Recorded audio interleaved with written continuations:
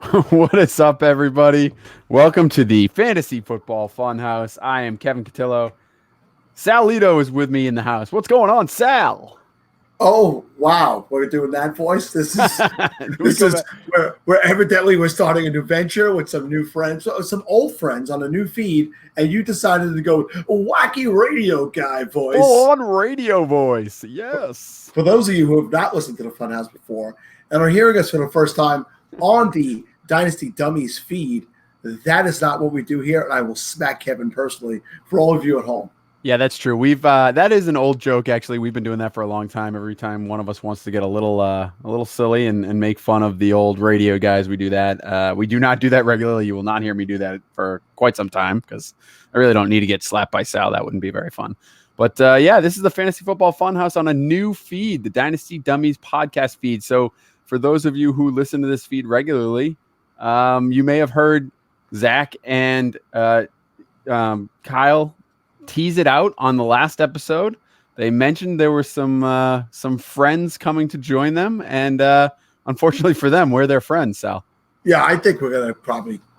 No, I can't lie and say we're gonna class the place up. We're definitely gonna downgrade the place, but we're definitely funnier than those two clowns. Yeah, I think so. I mean, obviously J Mike's awesome. Everyone loves J Mike and the Dummy Blitz, but in that, he's on this feed as well, so that's gonna be tough to contend with. But the dummies themselves, I mean, outside of Zach's songs, I think we got them beat. So Yeah, we're clearly funnier. We're better looking. Are they both from the New England area also though? well, I'm from New England, yeah, as well. But yes, Yeah, they're both from Maine, so That's kind of like the weak sister of New England. right. It's like it's almost Canada, but not quite. It's like there's zero sports teams in Maine. They're fans of all Boston teams. I imagine they are. I don't know if Zach and Kyle are, but They don't even have like a decent group of colleges there's some good colleges up there if you want to be from Maine. for sports. Well, UMaine, What good is hockey, that? good I don't hockey. need to. We're talking about being humane. Good hockey program up there at University of Maine. That's true. Hockey. Yeah, you're a big hockey guy. You should appreciate that. Not Maine hockey. Hey, listen, we're excited to be on their feed. We've been bouncing around for a while now. We're hoping we've found a stable home that we can settle into and bring you some quality fantasy goodness. I got to be honest, Sal. Life got the better of the three of us, mostly Steve. But we're coming back. We're ready to go. Yeah, bouncing around the homes is like my bad childhood all over again. But we've gotten a lot of people, honestly, on Twitter have been asking us, where have you guys been? And we did a few shows in the off season at the beginning, back in the winter, and we did the Podathon. For those of you who are new to the show, we do a live 24-hour, or this year a 25-hour show in July, based around the Scott Fish Bowl, where we have on tons of. The guest list was insane, and we do money for charity. So that way, we did probably more hours than most people did in the off season, just in one day. But yeah, we took some time with the family and to just reinvigorate ourselves, and football season's here. We're a week away. When we come to you next week, we'll be doing a preview of week 1. I can't believe it. But we figured we'd get here tonight. We'd get on the feed. We'd introduce ourselves. We'd have a little bit of fun and get to let you guys get to know what we're all about. Yeah, and for those of you who listen to the Dummies but may not have ever heard the Fantasy Football Funhouse or the Falafel House podcast, as it was formerly known, there is a third member of the cast. We have another guy. His name is Steve. That's really all you need to know. He may show up from time to time. He adds nothing, but he likes to hang out every once in a while. So we're told he'll find a babysitter at some point this year and join us, but we'll see. So Sal, just a little bit about what we do on this program for those who may not have listened. We don't necessarily talk always about Dynasty. So for those of you who are here for the Dynasty stuff, you'll get some of that. And you'll get some redraft stuff, and you'll get pretty much anything, really. We talk about football. It's a common joke in our chat about what we're going to talk about the night of a show, and it's usually the response is football, and then when we stop planning from there. So you'll get everything ranging from what's going on this week to what's going on in your dynasty leagues, and hopefully you'll enjoy it. we're looking forward to being here, and we're looking forward to reaching out to some new listeners and bringing some old listeners along with us. So let's get into it, Sal. What do you think? What's it, football? I think we should talk some football. Okay, I'm here. I think that's what they do on this feed. I don't know. They don't do the nonsense as much. Dummies. Yeah, it's not, the name fits. All right. So look, I did a couple of things here. You read Matthew Berry quite a bit. You've talked to the man quite a bit. He's obviously a king of the industry, if you will.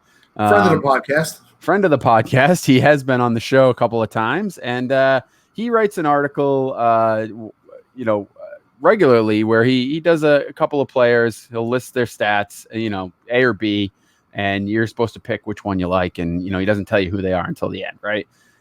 I did a couple of those because I thought it'd be fun to talk about a couple of them. So these are some that I thought were interesting. So we're going to start with quarterback. I got one for each position, and I'll give you the stats, Sal, and you tell me which one you're going for.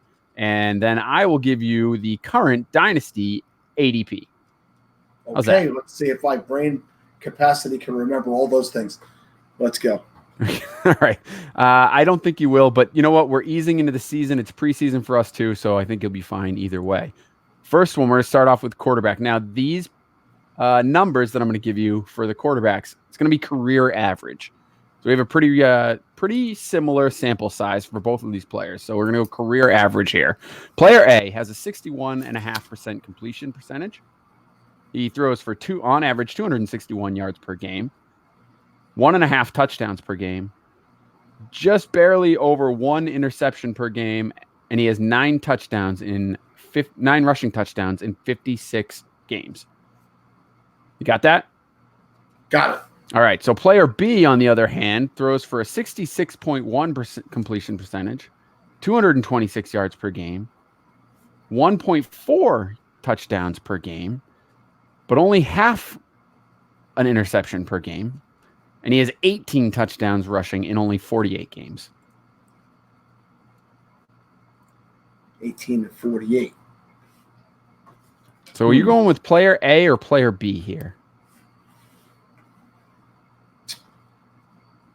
I'm gonna go with player. First of all, I'm gonna guess that player B is Dak Prescott. Wow, look at you! That is correct. And I'm gonna go with player B, which is it's when I find that player A is, I'm gonna go. I never draft Prescott over this guy, right? That's what I'm gonna end up saying. I don't know. I didn't go for the shock value in these ones. I just found some players that I thought were interesting based on the ADP. I never draft Dak Prescott. In fact, I was on a show, a preview show for the Scott Fish Bowl earlier in the year, and I'm like, you don't want to end up where your quarterback is Dak Prescott. But I think the guy continuously ends up finishing in the top 10 every year. So at some point, I got to stop my bias against Dak Prescott because you give me those numbers and looking at A to B, I want B. Yeah, I want B too. Dak is currently in Dynasty League Football's August ADP. He's coming in at QB 14. It's not probably. It's too low. It's too low. Meanwhile, 2 spots ahead of him is quarterback A. Interestingly enough, which is Jameis Winston. Oh, Jameis. Well, there's a lot of buzz around Jameis with Bruce Arians at the helm this year, and people thinking that's going to be a high-flying offense with Mike Evans being talked about as wide receiver too behind Chris Godwin now. But I think if you want probably more consistent numbers, you got to go Prescott out of those two. So yeah, it's a good one. Yeah, it's funny because I when I looked at this, I actually thought, Prescott was going to be higher, and it turned out that he was lower than Jameis, which actually made this a little bit better because that's kind of the way I wanted it to be. But I would take Prescott too because, the other thing is Prescott's going to get a contract this year, most likely. I mean, they're going to work something out either this year or in the offseason. $40 million worth? I don't think he's going to get 40, but he's going to get over 30. Would you say that Dak Prescott is a better fantasy QB or reality QB? I originally would have always said reality, but I think his fantasy numbers are creeping up there that he can be a good fantasy QB too. So he's a really interesting case study for that. Yeah. Because I would have, like you, the intangibles He seems to get things done in game. But then when I hear that the guy got turned down $30 million a year, I'm like, he's not getting $40 million. And who knows if that's the real number, but you would have thought a guy like him would have just grabbed that 30 and moved on. But we'll see. We'll get into salaries tonight and eat up too much time. We have a tendency of doing that on this show. We can go off on a topic and just, before you know it, we're around an hour and 15 minutes, but I'll let you continue. Well, what I was going to say is Jameis Winston, while everyone expects to have a great year this year with the Arians offense, as you mentioned, he's kind of a lame duck QB. I mean, obviously they can franchise him, but no big contract, and no one's even talked about him getting a long-term extension. So he could very well end up on a different team next year. I mean, that's a possibility. Yeah, I saw someone write something earlier in the offseason that was good. It was things we need to see this year, and it's Mariota and Winston, number 1 and number 2 in that draft class. What was that, 5 years ago now? Yeah. It's time for us to see something out of both of these guys. Neither one has performed anywhere near the expectations. Both have had injuries or suspensions or just reasons why they've missed games. So be interesting to see if either one of them are with their teams next year. All right, let's move along to the running backs, and this is going to be only 2018 stats, and these guys are actually back-to-back in the ADP, so I just found it an interesting case study. They're very similarly valued, but I personally like one a lot better than the other. So player A had 9 starts, 192 attempts, 996 yards, a 5.2 yards per carry average, also had 29 targets with 20 receptions, for 149 yards, and he had 10 total touchdowns, 8 through the ground on the ground and 2 through the air, I believe it was. Player B, meanwhile, had 10 starts, so an additional start, but only 133 rushes for 615 yards, 4.6 yards per carry, but had 49 targets and 40 receptions for 305 yards. He only had 4 total touchdowns, and that was a 2-2 split. Okay, so these two guys they are one spot away in ADP, huh? Mm-hmm. I mean, I don't think it's difficult for me to say that I want player A. I mean, the yards total is more, the touchdown total is more. The only spot where he's being gotten on is the reception. So if you're in a full PPR, it's 20 more points spread out over 9 to 10 weeks. So it's it is about 2 points a week, but. I'll take player A. Yeah, I take player A pretty easily in this one. Obviously, I know who they are, but player A does come in higher on the ADP with an ADP of 8. Again, this is Dynasty League Football's August ADP. So, and player B was 9th, obviously. Player A is Nick Chubb, and player B is Dalvin Cook. Yeah, Dalvin Cook has obviously we know the injury history with Dalvin Cook. But I was looking the other day. Did he have two receiving touchdowns and 2 rushing touchdowns? Yeah, 2 and 2. Yep. Yeah, I was amazed at how few touchdowns he scored last year. You don't think about it, but I have seen Nick Chubb moving up even in redraft this year, up ahead of Cook. I think in some places, right around the same area. I think I've had a tendency to lean Cook though, so this is another one where I like what I see in player A. And I choose A, but when you tell me the names, my mind is going to Cook over Chubb. And after I saw the big Cook run the other day in a week 3 game, an 85-yard touchdown run, I was like, I tweeted, Dalvin's ready. But I think for your money value and for where you can get them, Nick Chubb is going to be more consistent throughout the year and just probably be an overall better fantasy back. He's definitely a better run. I think Nick Chubb is one of the best runners in the NFL, if you take out the receptions. Yeah, I was actually surprised. I didn't realize Dalvin Cook had that many targets. I mean, 49 targets is no joke in 10 games. That's pretty solid right there. I think that's 4.9 a game, Kevin. I think it is. That's pretty good math right there. And I was told there would be no math on this podcast. So listen, we're not the dummies. We don't get into as many numerical adjustments and evaluations as they do. So do not expect that here. That math that Sal just did, probably the most you're going to get out of us. But that's a lot. And actually that made me lean a little bit more towards Cook than I think I have recently, because I'm not a big Cook fan. Mostly because I just don't trust that he's going to stay healthy. And I that may be short-sighted, but the guy had injuries in college. The guy's had injuries in the pros. He just could be one of those guys that's not going to stay on the field. Also, I do kind of like Alexander Madison quite a bit. And, not that I think he's going to overtake Cook at all, but, if Cook goes down again and Madison shows out, there's always a chance where you find yourself in a timeshare. Now, we obviously know that Kareem Hunt's coming back to Cleveland, and Nick Chubb could lose some touches there, but I'm not that worried about Kareem Hunt. Are you?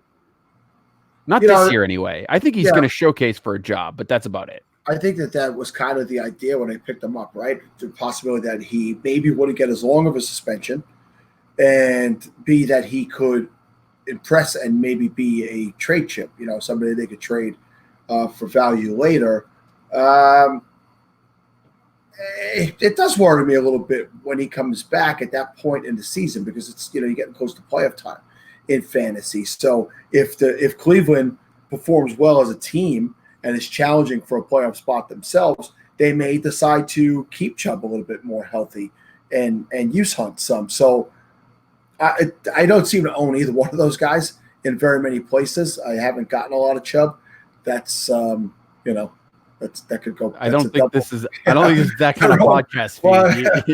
Those I get plenty of. Usually I'm alone, but I think that is a dynamic that's interesting to see where Cleveland's at as a team in Week 10 when sports hernia is back from his suspension. He had sports hernia surgery today. I did see that. I mean, when you have 10 weeks to recover, I don't think it really matters too much, right? So. Hey, speaking of things that happened today, that I'm going to veer off here, and Kevin, obviously, what a surprise! We're 17 minutes into the podcast. We've done this twice now. Go on. Of all teams to have starters on the field in Week 4, Julian Edelman was on the field and got injured. He got injured in the Week 4 preseason game. Belichick, of all people, usually he's dressing peanut vendors and beer vendors to play in Week 4. What the hell? How about that Demaryius Thomas, though, huh? Did he look good tonight? Did he play? Guy looked good. Yeah, he played. I played almost the full first half before I came down to record this podcast. So he looked good. Yeah, pretty sure I took him in a power hungry single season or whatever best ball thing. We'll get into some players that we have high ownership percentages of later, but he's one of mine. So we'll see what happens there. All right, let's keep moving along here. Wide receivers we're going to talk about now. Player A, 95 targets. This is just from 2018, by the way. 95 targets, 59 reception. That's good for a 62.1 catch percentage, 842 yards, which is 14.3 yards per reception, and 7 touchdowns. Player B, on the other hand, had 119 targets. So you're talking a significant amount more there. 70 receptions, which is only a 58.8% catch percentage. 1,063 yards, though, and a 15.2 yards per catch clip. Also had 7 touchdowns. Well, while all these, this is why I don't get too much into analytics, because all this catch percentage and stuff, it's all great. But what you don't score points on in fantasy football? Catch rate and percentage. It's a completion percentage, not something I give a damn about. Pass for yardage, pass for touchdowns, try not to throw interceptions. But, I mean, listen, it's 11 more receptions. It's 200 more yards. So, for me, it's player 2. Kind of easily just based off of statistics. But why don't you enlighten me, Kevin, and tell me why I would have probably picked player 1 if I would have known their names? The reason you would have picked player 1 is not because of ADP. They're actually another group that is back-to-back in ADP, and player 2 is actually player B, if you will, since I was going with A and B before we started this. Player B was actually one spot higher at wide receiver 17 than player A, who was wide receiver 18. So the reason, though, that you would take player A instead of player B is because you mentioned him earlier. A guy that is almost overtaking one of the top wide receivers in the league for wide receiver 1 on his own team. Chris Godwin is player A. Player B, on the other hand, is a guy that I think really doesn't have much competition on his team and is clearly the number one on his team. And he is Kenny Golladay. How dare you besmirch the name of Marvin Jones? Oh, come on. Don't give me the Marvin Jones love. I know for some reason in the last 2 weeks, all of a sudden I see all these people talking about Marvin Jones. It's funny. Yeah, go ahead. Where's that come from all of a sudden? Yeah, it's funny you say that because you said don't give it this Marvin Jones love. I have been a guy who's typically given a lot of love in his direction, right? Yeah. I've had so many opportunities to draft him this year, and I've passed. I own him almost nowhere. Maybe my kitchen Cinco team, and my roster is a mishmash there because I took over I took over a team this year and had to rebuild it through what the hell do you call those things? Devies? A lot of Devies and rookies, I believe, if I looked at your team correctly. A ton of them. So he's like my one starting NFL wide receiver this year. But I really don't have a lot of Marvin Jones. Now, last year I made arguments early in the season. The first half of the year, he had the highest red zone target rate of any wide receiver in the league, right? I just think it all goes away. I know it's crazy. I just think that he's kind of being moved out in that offense. I don't know that I love that offense. I don't know that I even love Kenny Golladay this year. And obviously, Godwin is one of the darlings of the offseason, one of the guys that people are talking up, as we said, to take over as the lead receiver. So opportunity is going to be greater. Those 95 targets should almost definitely go up.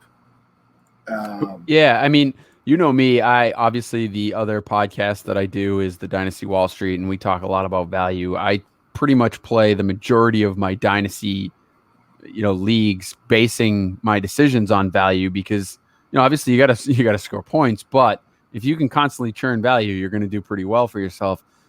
And Godwin just blows Golladay out of the water with value right now, I think, and will continue to do so if that offense is anything like what people expect it to be. Yeah, and the 7 touchdowns each on the 20 plus less targets. What is it? 24 less targets. Yeah. That's an indication that with more targets, he'll see more red zone targets as well, and obviously upscale the touchdown numbers. Dispersal, by the way, I couldn't get dispersal out a few minutes ago. Oh, yeah, dispersal. I thought you were going for orphan, but I wasn't going to try and correct you. Yeah, orphan was the other word I couldn't get for some reason. It's know what? Sometimes the words don't flow out. It's a new feed. I'm all excited. I'm nervous even. Yeah, you're verklempt. I'm all aflustered. All right, let's get to this last one because I'm sure people are bored with this game. But we have a couple of tight ends. Wait till we play what did Sal says. Yeah, wait till they hear a good old game of Sal says. That's going to be fun. All right, player A for tight ends. This is this year or this past year, I should say, 2018. 50 targets, 34 receptions. That's a 68% catch rate. 552 yards for a 16.2 yard per catch average and 3 touchdowns. Pretty good numbers for a tight end there. 3 touchdowns? Have you met my friend Eric Ebron? Player B, 88 targets, 56 receptions. That's a 63.6% catch rate. 639 yards, which is 11.4 yards per reception, and 4 touchdowns. One of those guys, Kyle Rudolph? No, I would never talk about. I hate Kyle Rudolph. People are still drafting that guy. Why? I don't know. Okay, so 50 for 34, 88 for 56. 552 to 639 and 3 to 4. So see, the numbers. It's easy with the numbers to see that tight end B seems like the guy you'd want to go with. Tight end B is much higher in the ADP. We're talking tight end, so obviously much is only 5 spots, but tight end B comes in at number 7, whereas tight end A comes in at number 12. All right, so 7. Is it Jared Cook? It's not Jared Cook. By the way, Jared Cook, a guy who I owned in a lot of places last year, I don't want anything to do with him this year. No. People just it's how we have not gotten out of this. Oh, he plays in New Orleans. He's a tight end who plays in New Orleans. It's been so long. Jimmy Graham. It's literally Jimmy Graham's the only good one. Yeah, it's been so long since somebody has been a good tight end in New Orleans. Taysom Hill's a better tight end than anyone else in that offense. He's a Swiss Army knife. Okay, so tell me who A and B. I would take B based on the numbers, but give me a little rundown of who these fellas are. So I'm a big fan of player A, and he's one of my favorite tight ends to target, and I think it segues into what we're going to talk about next. So that's kind of why I did this. But tight end A is Mark Andrews, who, I know. Despite the fact that he is an offseason darling, still comes in at 12, which is good. He's obviously up into the top tier now. He's a tight end 1, but that's still shocking to me that he's 5 spots below David Njoku, who is who I thought was falling down a little bit. But we're talking August ADP, so that's Yeah, I was going to say, and so you have Dynasty ADP. But to talk a little redraft, since it is redraft season, I have heard Njoku taking a hit more recently. Andrews is a guy very early on in the offseason. You were touting a lot around Scott Fishbowl time. It led me to actually draft him in Scott Fishbowl, and I picked him up in some other places. Going back to that Kitchen Cinco team, we had to do contracts yesterday because it's a contract league, and I slapped 4 years on him. So he better pay off, or I'm going to kill you.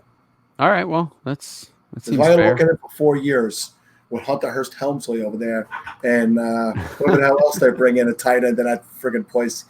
But no, he's looked good in the preseason. He's the carpet is laid out for him to have success.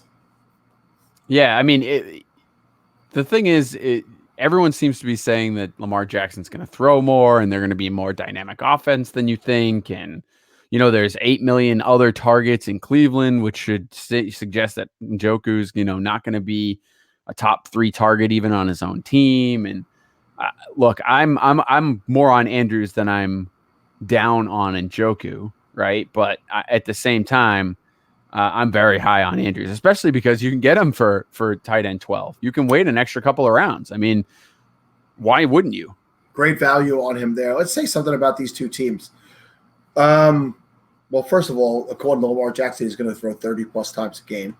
I think that so many people have anointed Cleveland. I think Baltimore is going to have a better record than Cleveland this year. I know Baltimore won a division last year, so it should be a surprise. But if you buy into the offseason chatter, Cleveland's going to the Super Bowl. Baltimore has put together a very interesting crop of young offensive talent, just good athletes that could do a lot of different things. I think you're going to see so much out of this offense that's going to blow your mind. I think they have so many different guys that could do so many different things. Where we go to Cleveland, we have so many guys who think that they're the man. I don't like the mix in Cleveland. We've talked about this in the past. I'm going to say it again. I think that Jarvis Landry and Odell Beckham Jr. will not be good together. And I think that whether they're friends and they went to college together and they're buddies, whatever, doesn't matter. They're divas. They're both diva-style wide receivers. I don't see that lasting long.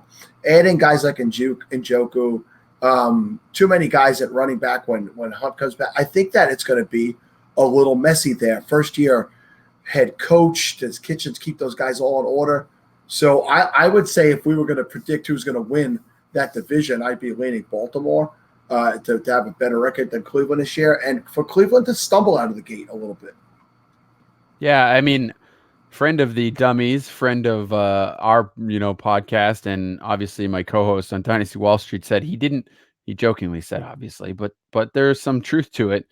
Said it wasn't out of the realm of possibility for Baker Mayfield just to throw 75 touchdowns. So, he's pretty high, a lot higher on that offense than you are. And I believe I'm kind of probably a little more in the middle. I think that offense is going to be good just because I do think Baker Mayfield's a really good quarterback. And I think while I agree with you that Odell Beckham and Jarvis Landry may not work well together, I don't think it matters. I think Odell Beckham is going to be Odell Beckham. Well, I've always been the guy who likes Beckham, right? Yeah, he hasn't really been on the field that much. I know. Well, yeah, obviously a big point there, but to that end, Cleveland's got guys. If he doesn't show up, like if he's out, they're going to be fine. Yeah, they do have. Listen, it's probably more likely that they're better than I say they're going to be.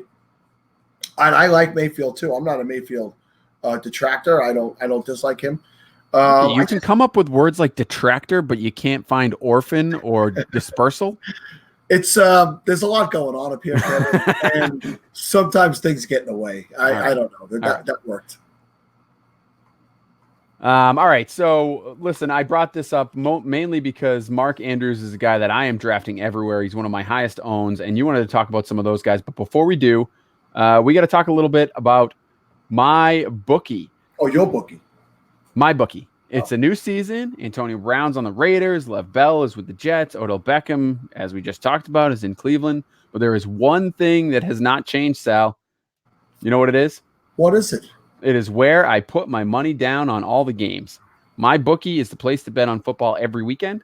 My bookie has better bonuses and more prop bets than any other sports book, period. This year, they're hosting the first online handicapping super contest. First place is guaranteed to win at least $100,000, and it only costs $100 to enter. Sal, I know you could use $100,000. We frequently talk about how poor you are. So I could use 50 right now. 50,000 or $50? 1,000. All you got to do is pick 5 NFL games against the spread every week to climb the leaderboard and score your share of the huge cash prize pool. So you might want to get in there, Sal. Listen, we'd only recommend the service to listeners that we know is a good one. That's why my bookie is always the right play. You bet, you win, they pay. My bookie has live in-game betting on every NFL game. They got the most rewarding player perks in the business. And for you fantasy guys out there, obviously, if you're listening to this show, you're a fantasy person. You can bet the over-under on how many fantasy points a player will score each game. We talked about that a lot last year, Sal. I love that feature, and I've been checking out some of the over/under or win totals already on my bookie. I've been scrolling through there. Some of the you could pick rookie of the year, defensive and offensive, MVP. And there are some interesting numbers on some guys that have a shot. I like Montgomery. The number for Montgomery in Chicago for offensive rookie of the year is at like a plus 1,200. Very good. So here's what you want to do, because you can get double your first deposit, up to $1,000 on the first deposit bonus. So go over to MyBookie and use promo code HOUSE to activate the offer. Visit MyBookie online. That's MyBookie. And don't forget to use the promo code HOUSE when creating your account to claim the bonus. Bet, win, and get paid. All right, Sal. Do that because then they'll advertise more on the show, which is cool if you put house on. Anyway, yeah, you should do that. You should definitely put house. I think that's a good way to go. All right, Sal. So Mark Andrews is one of mine. We just talked about him, so I'm not going to go into reasons why, but he's one of my most drafted guys. Who are you targeting and who are you drafting? So a guy who is seemingly on every roster I have drafted this offseason is Corey Davis. And I love it. I'm high on Corey Davis this year. And you say, Sal, but you're talking about Marcus Mariota. How could you be high on Corey Davis if you're not that high on Marcus Mariota? Listen, Mariota's okay when he's healthy. But I'm one of these guys who thinks that he won't and that Tannehill will eventually take over there in Tennessee this year. But regardless of who's there, I expect Corey Davis, who's going into season 3, to make a leap up. Last year, he kind of doubled his output from the year before. That's not to say he's going to double his output this year. I mean, he finished with 65 catches for 891 yards and 4 touchdowns last year, which are not great numbers. But he also faced 43% of his targets came against top 25 graded cornerbacks. And that was the highest rated number out of the 94 qualifying wide receivers. He faced tough coverage. Does that mean he's not going to face coverage again this year? No, it doesn't mean that. But he's another year experienced. He's another year in the system. And I think he's going to get more comfortable.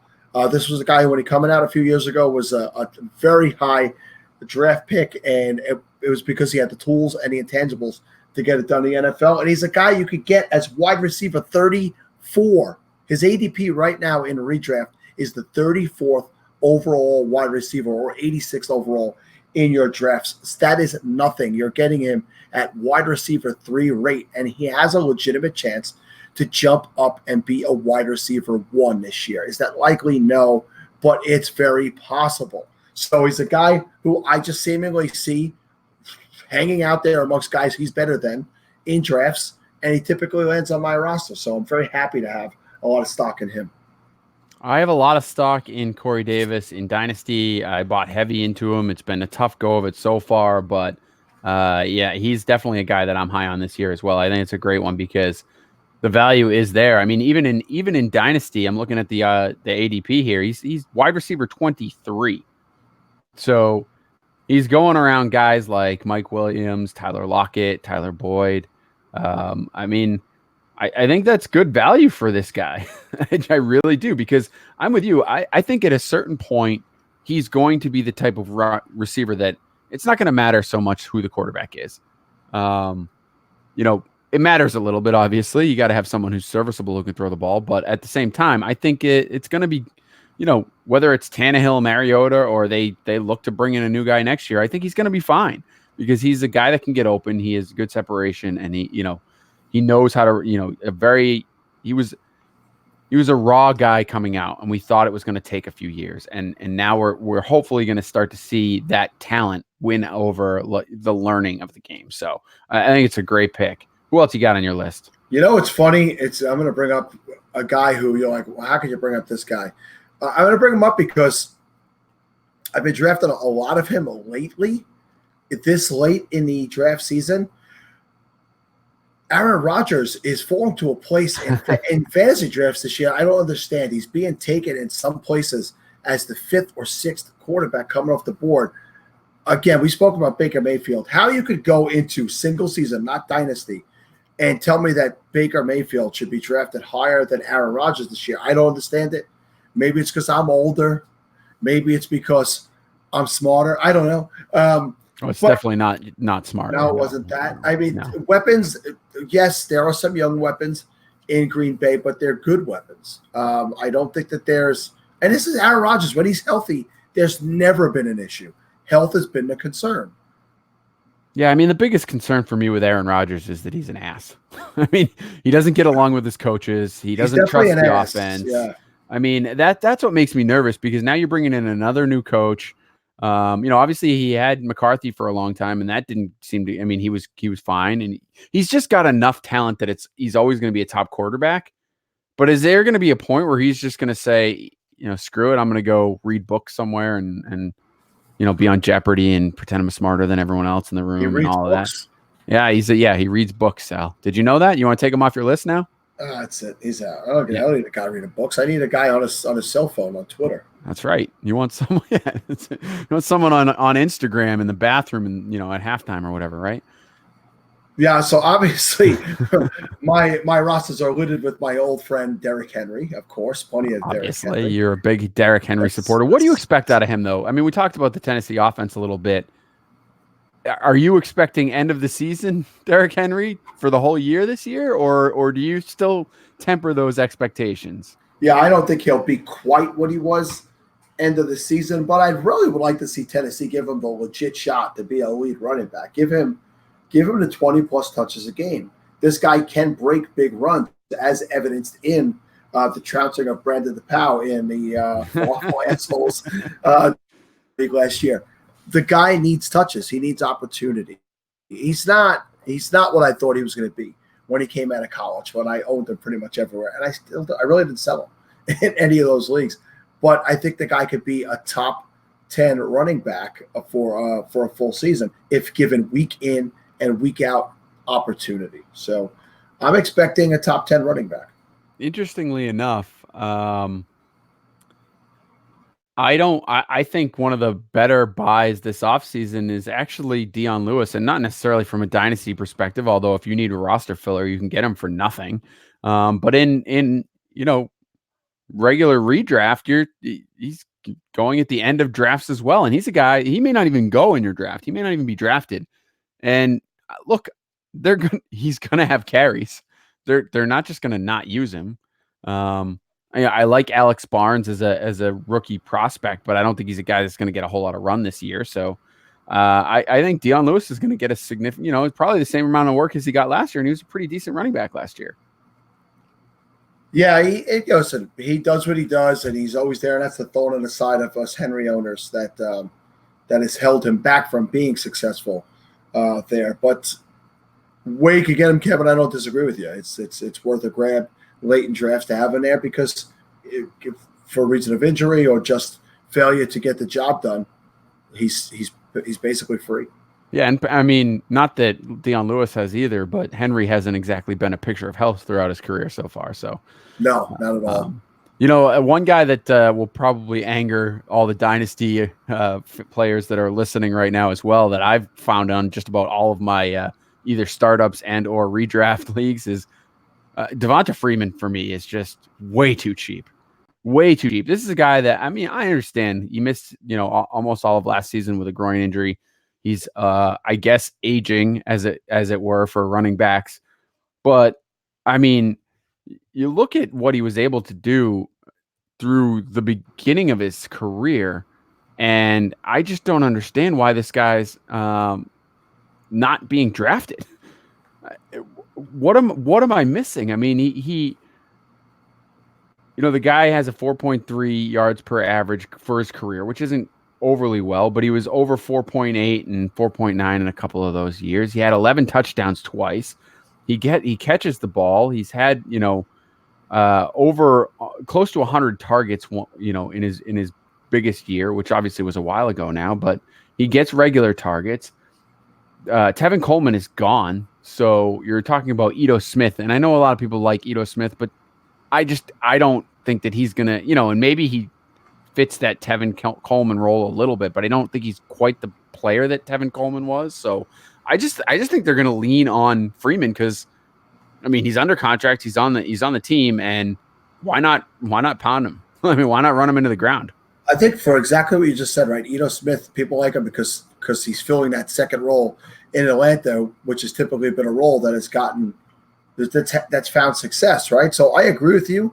I'm looking at Fantasy Pros ADP right now. Devonta Freeman is the 16th overall running back, behind Damian Williams, behind Leonard Fournette, behind guys who I would take him ahead of. He's right behind Aaron Jones, which is a guy I was high on last year, and I have in a lot of places again this year. But he's a spot ahead of Chris Carson, and I like Chris Carson, but I still don't trust that Seattle situation. I don't care what you're telling me out there. There's no question I take Freeman over Carson. No, it's not even close for me. Freeman right now should be somewhere right around 12, and he's listed at 16, but he'd even be in competition with that. So we spoke about Dalvin Cook earlier. Dalvin Cook or Devonta Freeman? I'm going to go Cook only because I think, again, it comes back to the value for me. I think that you can you'd probably be able to turn around trade Cook if he gets off to a hot start pretty easy. And you could pick up Freeman plus for Cook pretty easily. Yeah. Only one more of these guys compare him to, and it's the guy you typically don't like, Joe Mixon. Joe Mixon this year in a Cincinnati offense that's going to probably struggle, or Devonta Freeman in an offense. That Atlanta offense is still loaded, guys. Yeah, I'm going Freeman for sure in redraft. In Dynasty, it's a little harder because Mixon's so much younger, and people still have high hopes for him. But I do think that you're going to see a significant, particularly in Dynasty, you're going to see a significant drop off in Mixon's value this year, and not talent wise. I don't like him for personal reasons. He's just not the type of guy I draft. But talent wise, I do think he's obviously a very talented guy. But that offensive line is terrible, and the offense in general is already banged up. Tyler Boyd's probably the only wide receiver. We have Tyler Eifert at tight end, who could be great for 3 games and then go down, but they're just going to struggle a lot, like you said. And meanwhile, Atlanta spent the draft beefing up their offensive line and putting significant capital into it and making that better. They have 2 or 3 good wide receivers, if you want to count Mohamed Sanu as a good wide receiver, an emerging tight end in Austin Hooper, and a quarterback who's very talented and a long-term veteran. So there's no question that Atlanta's going to be a much high-powered offense than Cincinnati, and that's the offense you want the running back for. Hooper, another one of your guys. I drafted my first share of it this week in the Sleeper Wire Pro-Am. He was there, and the value seemed good, and I took him. But speaking of personal reasons, you said personal reasons why you don't like Joe Mixon. Did you see that Ben Roethlisberger blocked me on Twitter? Yeah, I did see that. That's pretty funny. Listen, Ben Roethlisberger's a tough guy, a rugged NFL quarterback, and consistently a good fantasy player, and in my opinion, a piece of shit. So I said that on Twitter, and he blocked me. So Ben, I won't get to see your tweets. Oh, how will I go on? But the fact of the matter is, you're not a good human being. That the gif of him, with the face saying "oh" is probably the best thing he's donated to, society. So, but he is a great fantasy quarterback. So there is that. Yeah, listen, you're playing fantasy to win. I'm not one of these guys who tells you don't take players for personal reasons. So whatever. I don't tell anybody, oh, you can't have me. I don't think I own him anywhere personally, but I just felt like he needed to know how I felt. You talked about, I was going to get to this guy in a little bit, but you talked about Tyler Boyd being a little bit. Guy. We're 45 minutes in here. These people think that we're going to go on forever. That's why I cut over to this guy. Do you know who the starting wide receiver opposite Tyler Boyd is going to be in Cincinnati when the season kicks off? John Ross. It is going to be undrafted rookie Damian Willis, who formerly appeared on Last Chance U. He's out of Troy State. This guy is built very similarly to A.J. Green, 6'3", 204 pounds. He ran a 4.48 40 at Troy's. He went to Troy at their pro day. He led the Sun Belt. It's not one of the better conferences, but he led the Sun Belt in both 40 and 30-plus yard receptions last year, which means he does have the capabilities of getting downfield for a big play. This is a guy who I was going to bring up that I've added in almost every dynasty I'm in because he's a young wide receiver who literally came in and won the starting job in training camp this year, and that has to say a lot on an NFL team. We know that offense is not the best, but they have a former first-round draft pick in John Ross, who's the fastest man in the NFL, and he beat him out. And I know he's been hampered with injuries, and John Ross is a guy I typically pick, in the past as well. But I'm saying add this guy because there's a chance he can make a little bit of noise. Here's a pro tip for you: add that guy at the end of your best ball draft when you've added, AJ Green earlier, a couple of rounds earlier, and then you'll be set for the season. That's professional stuff right there. That's right. And on that note, we should probably wrap it up because we can't get any better than that.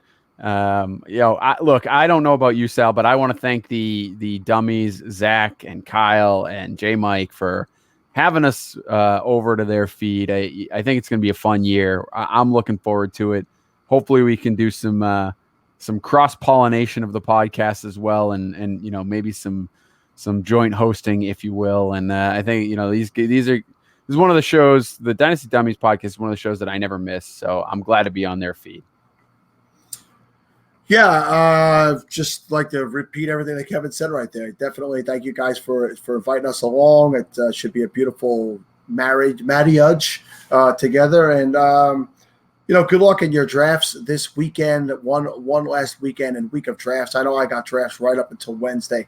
I have a auction and a draft at the exact same time, the Wednesday night before the NFL season kicks off. But, it's here. We're literally a week away from the NFL being back. Sometimes it feels like it's never going to get here. And then when it gets here, it feels like it's fleeting. So enjoy this time. Thank you for checking us out. I hope you come back and listen some more, even though Steve will be here. No, but you can follow Steve on Twitter at Sid Skeet. I don't know why you would. He's useless, and it's a lot of politics. But you follow Sal at Sal Lito FF. You can follow me at Kevin Cotillo. The show is at Fantasy Football Funhouse, or actually it's at FF Funhouse. 3 F's and an unhouse. 3 F's and an unhouse, I believe, is the phrase. Make sure you check out the Dynasty Dummies on all of their social media feeds as well. If I could remember them all, I would give them all out. But I know J Mike is J Mike Check and Tacit Assassin 13. And I think Kyle LeBruck. Nobody likes you, Kyle. That's the problem. It's because I can never remember if it's Kyle, Kayla, Kale, whatever. Anyway, we'll get used to that and we'll get better at it. So we'll talk to you soon. See ya.